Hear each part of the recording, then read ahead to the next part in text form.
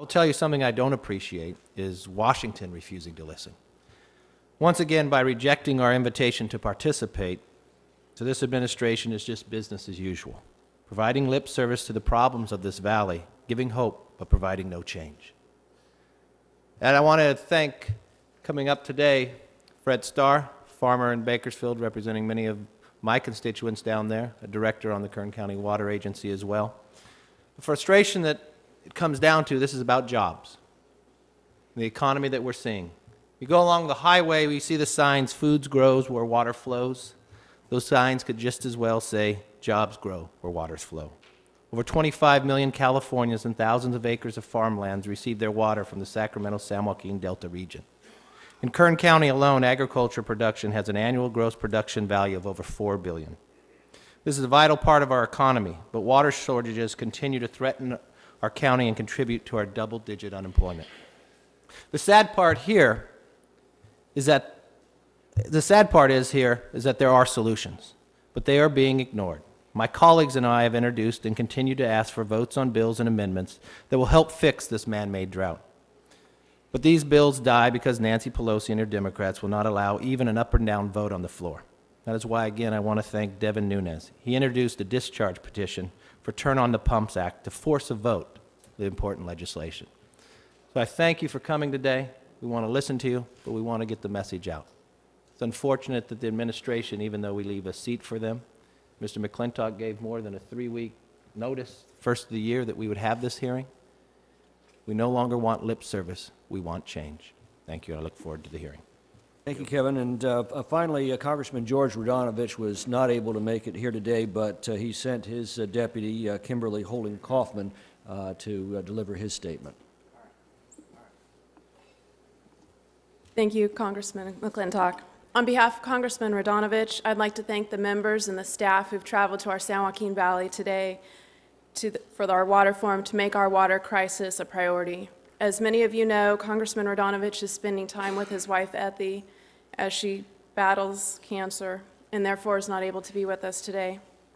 Were he able to be with us today, he certainly would reiterate the concerns of his colleagues about the dire consequences of continuing to prohibit the delivery of water to the most agriculturally productive region in our country. Congressman Radonovich's full statement's available, but most importantly, he hopes for a productive discussion that sends a message to the Democratic leadership in Congress that a workable solution providing real water cannot wait. Otherwise, some of the hard-working men and women here today may no longer be in the business of farming.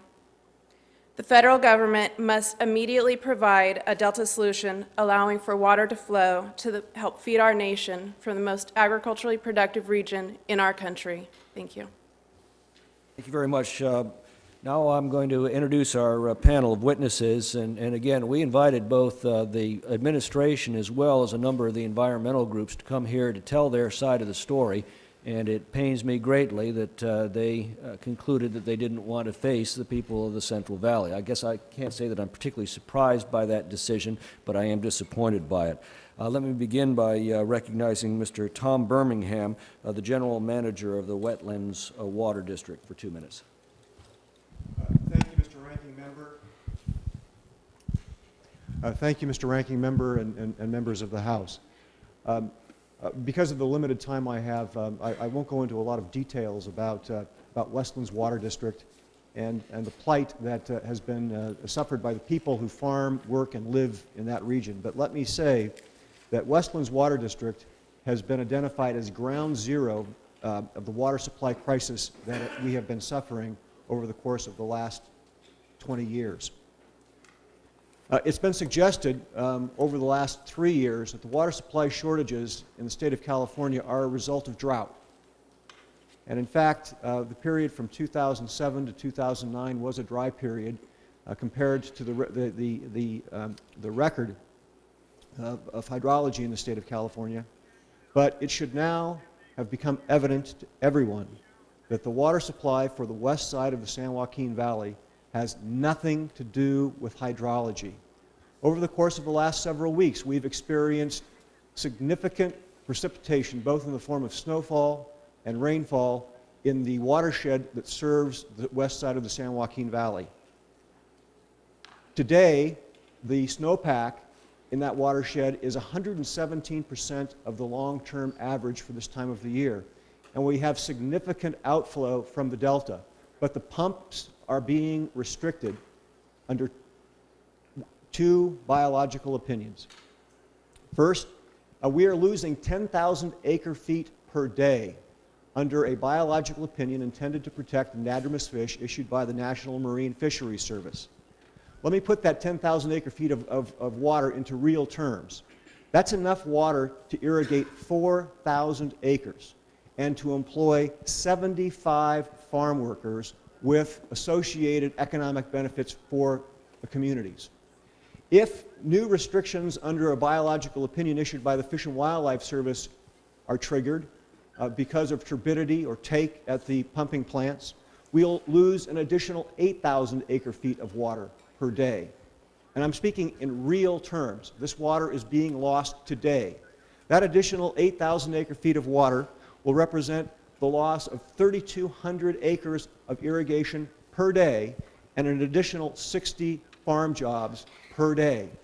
Those are the consequences, the real consequences of the restrictions being placed on the operation of the two pumping plants in the Delta.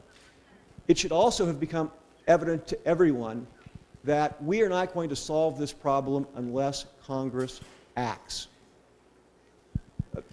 We are particularly frustrated that the administration has decided not to move forward with the project that was identified as the Two Gates Project.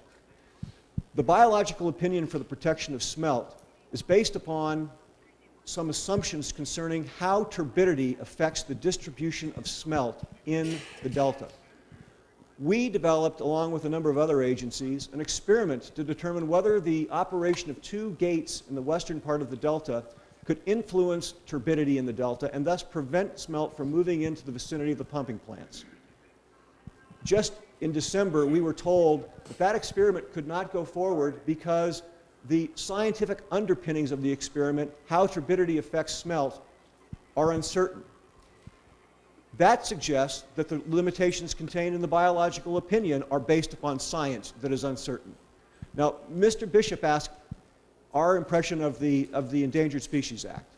The Endangered Species Act is not a bad law, but like every law, how it is administered or implemented determines the benefits or the detriments associated with the law.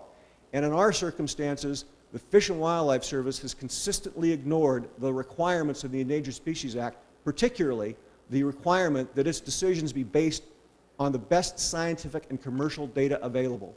And until Congress acts, we will continue to suffer the hardship that you're going to hear about today. Great. Thank you very much. I'd now like to recognize Mr. Piedad Ayala to testify. Thank you, Tom. Thanks for giving me the opportunity to be here today and ask some few questions there. We get blamed for something that we don't do. We get blamed for the pumps killing the fish when the reality is totally different. What is killing the fish is those 389 million gallons they dump it into the Delta, and they going by and checking the biological opinions and blaming the farming industry or our valley for that. When we go and look at the Delta, we go and see how big the Delta is and the little spot where the pumps are pumping, and we get blamed for that. When we go and see something, what happened in Haiti, that was a natural disaster. What happened here is created by our own representatives.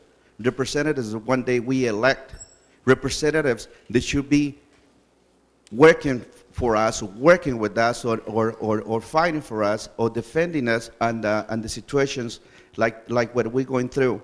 When we go to the west side, when we go and talk to farmers, farm workers, and business people, that's a totally disaster. Because some of these farmers, they've been in business for second and third generations. When we got farm workers, they've been in the same farm for 10, 30, 20, even 40 years, and they end up with that job. They end up in the street. Because basically one day they came and told them they didn't have a house no more, they didn't have a job no more, and that they have to move to some other areas. They never think they're going to be going through this in their life.